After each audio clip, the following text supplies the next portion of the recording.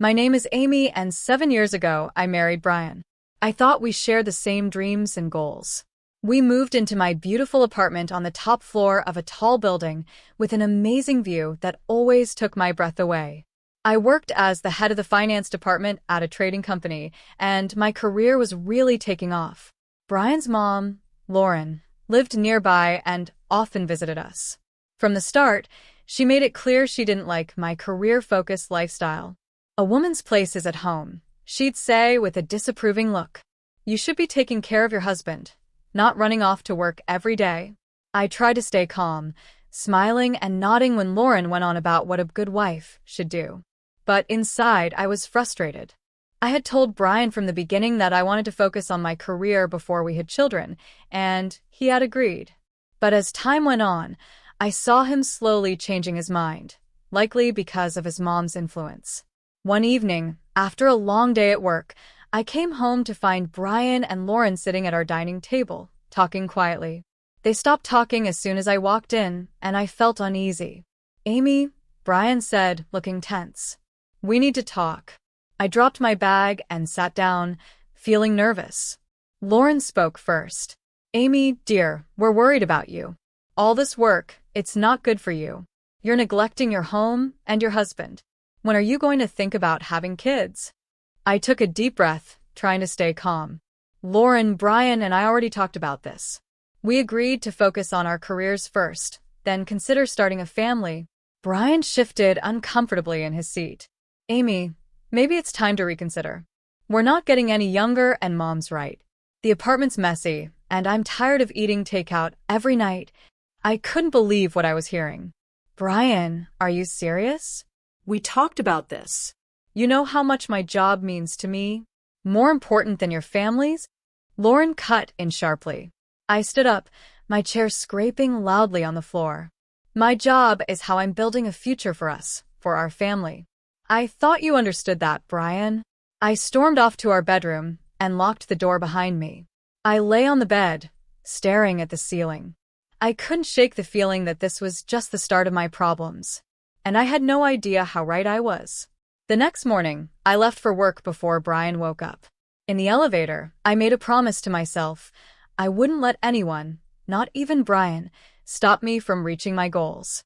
I had worked too hard to get here, and I wasn't about to give up now.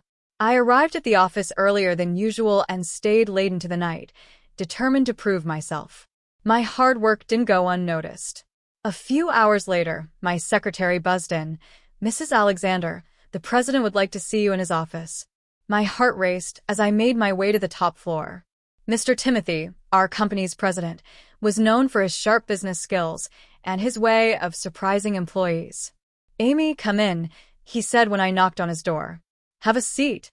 I sat down on the edge of the leather chair, my hands clasped tightly in my lap. "I've been watching your work closely," Mr. Timothy began, his face unreadable, "and I must say, I'm impressed." I let out a breath I didn't know I'd been holding. "Thank you, sir." He leaned forward, his eyes intense. "We're expanding, Amy, merging with a large company from another city. It's a big move, and we need our best people on it." My pulse quickened. Was this leading to what I thought? "I'm planning to promote you," he continued, "to head of a new department. But I won't lie to you, Amy. It's going to be tough. You'll have to work harder than ever before. Are you up for it?" I thought about Brian and Lauren, about their expectations of me. Then I thought about all those late nights I'd spent working, the pride I felt when a project succeeded. "Absolutely, sir," I said firmly. "I'm in. I won't let you down." As I left Mr. Timothy's office, I felt like I was floating. This was what I had been working toward for years. I couldn't wait to tell Brian. Surely, when he saw how far I'd come, he would understand why my career mattered so much to me. On my way home, I stopped at our favorite restaurant and ordered all of Brian's favorite dishes. I picked up a bottle of champagne and a bouquet of roses. This was worth celebrating, and I wanted to make it special. I juggled the bags as I unlocked our apartment door. "Brian," I called out. "I'm home, and I've got a surprise," I said, finding Brian in the living room, sprawled on the couch with the TV blaring. He barely looked up as I walked in. "Brian, you won't believe what happened today," I said, my excitement overflowing. "I'm getting promoted. I'll be the head of a new department. Isn't that amazing?" Brian muted the TV and turned to me, but he didn't look happy. "So, you'll be working even more now, huh?" My smile faded a little. "Well, yes, but think about what this means for us. We can finally afford that big house we've talked about, take regular trips, set up our future." Brian stood up quickly. "Our future? What future, Amy? You're never home as it is. When was the last time we had dinner together? When did we even have a real conversation?" I looked at the bags of food I brought. "That's why I brought dinner. I thought we could celebrate." "Celebrate what?" he said, raising his voice. "Celebrate you choosing your job over our marriage? Celebrate how I married someone who cares more about work than having a family?" I felt tears filling my eyes. "I thought you'd be happy for me," I whispered. For a moment, his face softened, but then it hardened again. "I can't do this anymore, Amy. Something has to change." With that, he stormed off to his office, slamming the door behind him. I stood in the middle of the living room, surrounded by the things I bought to celebrate, feeling lonelier than ever. As I put the food away and poured myself a glass of champagne, I wondered, was this the price of success? And if it was, could I really pay it? A few days later, while leaving the office, I had an idea. I'd hire a housekeeper, someone to clean and cook. That would solve Brian's complaints about the mess and lack of home-cooked meals. Feeling hopeful, I made the arrangements. 5 weeks later, I came home to a spotless apartment filled with the smell of a home-cooked meal. I smiled, sure that Brian would be pleased. I heard the front door open and close. "Brian," I called out. "I'm home, and dinner's ready." He walked into the kitchen, looking around the clean space. "What's all this?" "I hired a housekeeper," I said proudly. "She cleans and cooks for us." I thought hiring a housekeeper would make things easier for both of us. But instead of the gratitude I expected, Brian's face darkened. "So, this is your solution? Hire someone else to do your job?"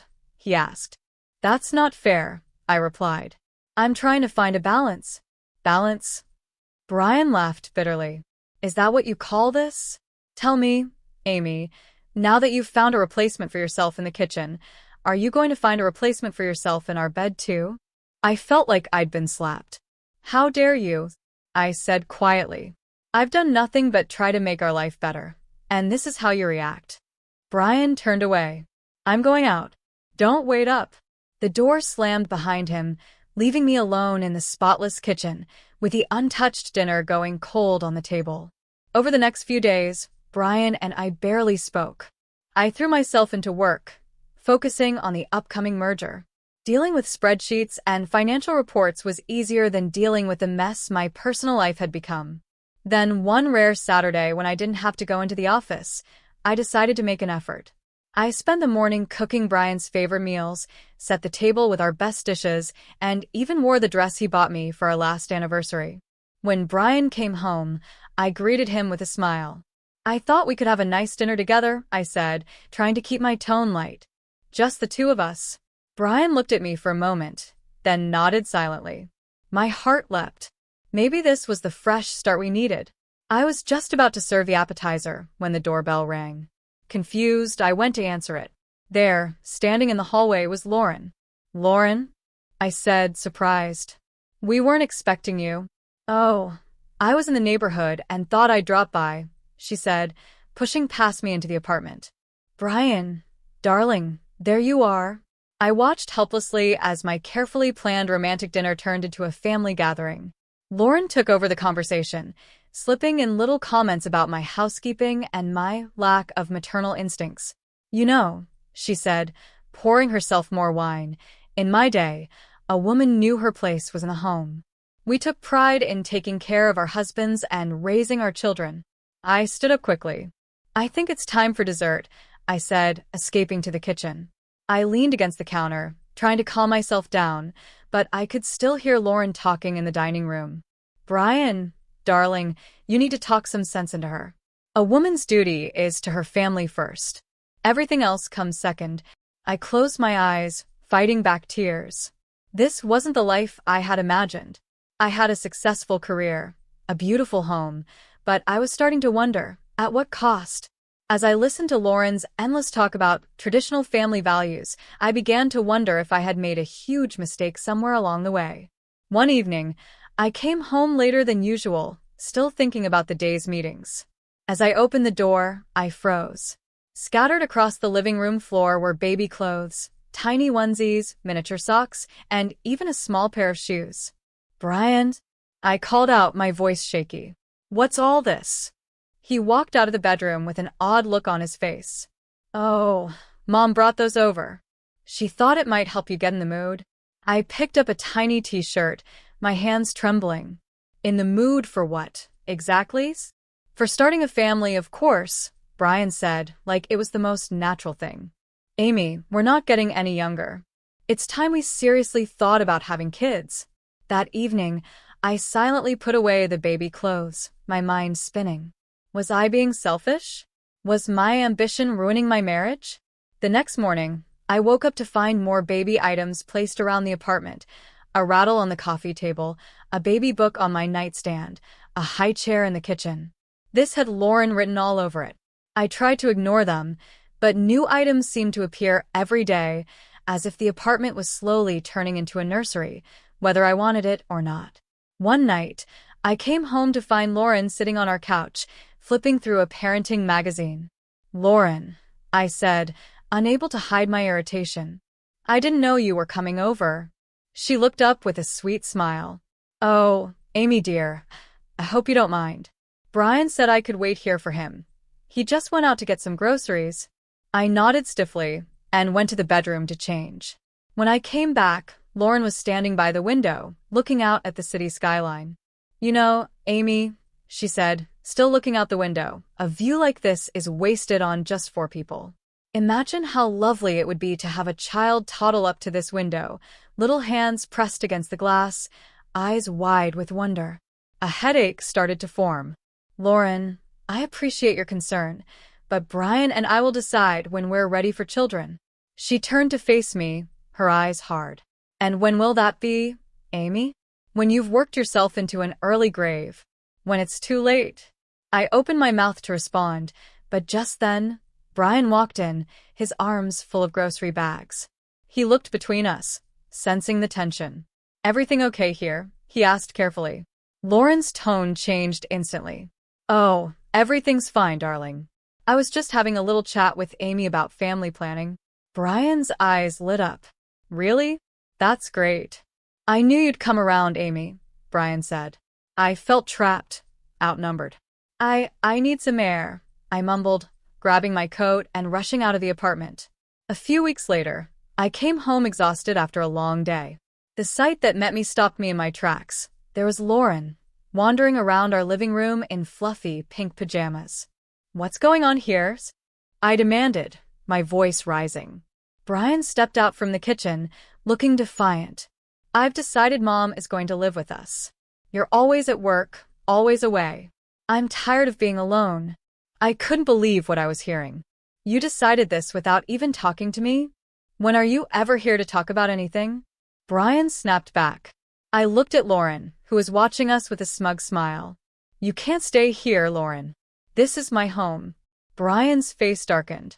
"If you're not happy with this arrangement, you can leave." I felt like I'd been slapped. "Excuse me? I bought this apartment before we were married. It's in my name. You can't kick me out of my own home." Lauren stood up, her face twisted with anger, and took a step toward me. "Now listen here, you ungrateful." I held up my hand. "Don't come any closer, Lauren. If you lay a hand on me, I'll call the police." Lauren collapsed onto the sofa, clutching her chest dramatically. "Oh, Brian, did you hear that? She threatened to call the police on me. Your own wife, threatening your mother. That horrible job of hers has made her heartless." Brian rushed to her side, shooting me a look full of anger. "How could you, Amy? To your own mother-in-law." I couldn't take it anymore. Without saying another word, I stormed off to the guest bedroom and locked the door. I spent the night tossing and turning, my mind racing with the absurdity of it all. The next morning, my phone rang. It was Mr. Timothy, my boss. "Amy, I need you on a plane today," he said. "We're ready to move forward with the merger, and I need you in Orlando ASAP." I packed my suitcase as fast as I could. As I headed for the door, Brian and Lauren stood there, their faces like stone. "I have to go on a business trip," I said, my voice cold. "It's for the merger. I'll be back soon." Brian's lip curled. "Don't bother coming back at all." The flight to Orlando was a blur. I threw myself into work, grateful for the distraction. The merger negotiations were intense, taking all my focus. But in the quiet moments, I couldn't stop thinking about the mess I had left behind. When I was alone in my hotel room, the reality of my situation hit me hard. After a long week of tough meetings and sleepless nights, I finally returned home. Standing outside my apartment door, with my suitcases by my feet, I felt a mix of exhaustion and hope. All I wanted was to collapse into my own bed and escape from everything for a while. I put my key in the lock, but it wouldn't turn. Frowning, I tried again. Nothing. A cold wave of dread washed over me as I began to understand what must have happened. I knocked on the door, my heart pounding. After a moment, the door opened, and there stood Brian and Lauren, both in casual clothes, looking at me with smug expressions. "Why doesn't my key work?" I asked, my voice barely a whisper. Brian let out a harsh laugh. "I changed the locks," he said, his eyes cold. "You can come in if you're ready to choose your family over your precious career." I stared at him, confused. "What are you talking about?" Brian reached into his pocket and pulled out some papers. With a dramatic motion, he held them out to me. "Divorce papers," he said. "It's time to choose, Amy, your career or your home. What's it going to be?" I looked at Brian, really looked at him, and in that moment, I realized something huge. I didn't love him anymore. The man I'd married was gone, replaced by this bitter, manipulative stranger. Lauren's shrill voice broke my thoughts. "Well, we're waiting. Make your choice." I took a deep breath, standing tall. "I choose my career," I said, my voice steady. "Because I don't have a family or a husband, not anymore." Brian's face twisted with anger, but he shoved a pen at me. Calmly, I signed the divorce papers right there in the hallway. As soon as I finished, Lauren grabbed my arm and roughly pushed me toward the elevator. "Good riddance," she spat, slamming the door behind me. I stood there, staring at the closed door of what used to be my home. A strange laugh bubbled up inside me, almost hysterical. I had just been thrown out of my own apartment, the one I bought with my own hard-earned money. Too tired to make a scene, I picked up my suitcases and went to a nearby hotel. A few hours later, I got a call from my friend Lily, a realtor I had worked with when I bought the apartment. "Amy, honey, how are you doing?" Lily asked, sounding concerned. "I've been better," I replied. I admitted. "Why do you ask, Lily?" Lily hesitated. "I've seen Brian's posts on social media. He's saying some pretty nasty things about you." My stomach dropped. "What kind of things?" "He's calling you a heartless career woman who threw away your family for your job. He says he sacrificed everything for your relationship and that you just used him and then tossed him aside. He's even talking about suing you for alimony." People are really feeling sorry for him, Amy. I felt a surge of anger. "That's not what happened at all." "I didn't think so," Lily said. "Do you want to tell me your side?" I gave her a quick summary of what had happened over the past week. When I finished, Lily was silent for a moment. "Oh, Amy," she finally said, "I'm so sorry you're going through this. Listen, I'm going to set the record straight with our friends and colleagues. People need to know the truth." "Thanks, Lily," I said, feeling a lump in my throat. "I really appreciate that." After I hung up, I felt a mix of emotions: anger at Brian's lies, gratitude for Lily's support, and a growing determination. Brian may have taken my home for now, but I wasn't going to let him ruin my reputation or my dignity. Just then, my phone buzzed, and I saw Mr. Timothy's name. My stomach dropped. I took a deep breath and answered. "Amy, we need to talk," Mr. Timothy said, sounding unusually serious. "I've seen some concerning things on social media." I closed my eyes, bracing myself. Sir, I can explain. No need to explain, Amy, he interrupted. I want to hear your side of the story. Relief washed over me. I took a deep breath and told him everything. The arguments, Lauren moving in, being locked out of my own apartment, and Brian's smear campaign online. When I finished, there was a long pause on the other end. Then, to my surprise, Mr. Timothy chuckled.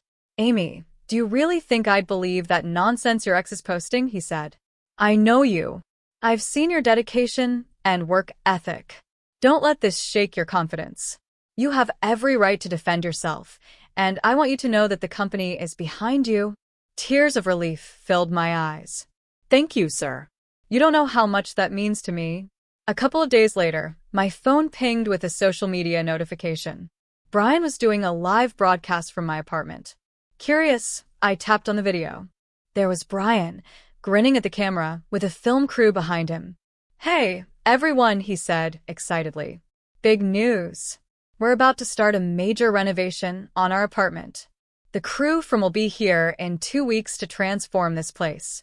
I stared at the screen, and a plan started forming in my mind. Instead of feeling angry, I felt calm and determined. I picked up my phone and called Lily. It's Amy. I need a huge favor, I said as soon as she answered. I need you to sell my apartment fast, like within 2 weeks. Lily let out a low whistle. That's a tall order, Amy. What's the rush? I quickly explained Brian's renovation plans. I need new owners in there before the film crew arrives. But, Amy, how am I supposed to show the apartment? Brian changed the locks, remember? I sent her the latest photos I had of the place. These will have to do. I know it's not perfect. Lily cut me off with a laugh. Oh, honey, don't underestimate me. I have a couple who've been looking for a place just like this in the area. They trust my judgment. With these photos and the reputation of the building, I think I can make this happen. For weeks flew by in a rush of work and anticipation. Before I knew it, the day of the big renovation reveal had arrived. I sat in my hotel room, laptop open, watching a live stream with bated breath. The camera panned across my former apartment, now buzzing with an excited film crew and construction workers. Brian and Lauren stood in the center, smiling proudly. We're so excited to start this renovation, Brian was saying, his arm around Lauren. It's time for a fresh start, a new chapter in our lives. Just as the host was about to signal the start of demolition, there was a commotion off camera. The door burst open, and in walked a smartly dressed couple, followed by a familiar face, Lily. I'm sorry, but you can't renovate this apartment, the man said, holding up a stack of papers. It belongs to us now. The camera swung as confusion spread. Brian's face shifted from shock to anger. What are you talking about? This is my home. Lily stepped forward, her voice calm but firm. Actually, Brian, this apartment belonged to your ex-wife, Amy. She sold it to this lovely couple 4 weeks ago. Your signature on the renovation documents is a forgery. The show's host turned to Brian, looking furious. You forged documents? Do you realize how much trouble you've caused? Brian and Lauren's faces turned beet red as the host scolded them on live television. The scandal unfolded in real time, with millions watching as Brian's lies crumbled around him. I couldn't help but laugh, feeling a mix of relief and satisfaction. It was finally over. With the money from selling the apartment, I made a bold choice. I bought a charming little house in the city where our company had just finished its merger. It felt symbolic, a fresh start in the place where my career was reaching new heights. To my surprise and delight, Mr. Timothy appointed me as the head of our newly acquired company. It was a big challenge, but one I was more than ready for. A few weeks later, I found myself face to face with Brian again, this time in a courtroom. He had the nerve to ask for half the money from the apartment sale, plus alimony. I watched with satisfaction as the judge denied his claims, citing his attempts to take my property and the forged documents. As we left the courthouse, Brian approached me, his earlier confidence now replaced with desperation. Amy, please, he begged. I'm sorry for everything. Can't we start over? Give our marriage another chance. I looked at him closely and felt nothing, no anger, no sadness, just a deep sense of freedom. I gave a small, final laugh. No, Brian, I said, shaking my head. We can't start over. But I can start fresh, and that's exactly what I'm doing. As I walked away, I felt lighter than I had in years. My career was thriving. I was leading a successful merger and respected by my peers and superiors. And I had a beautiful new home, one that was truly my own.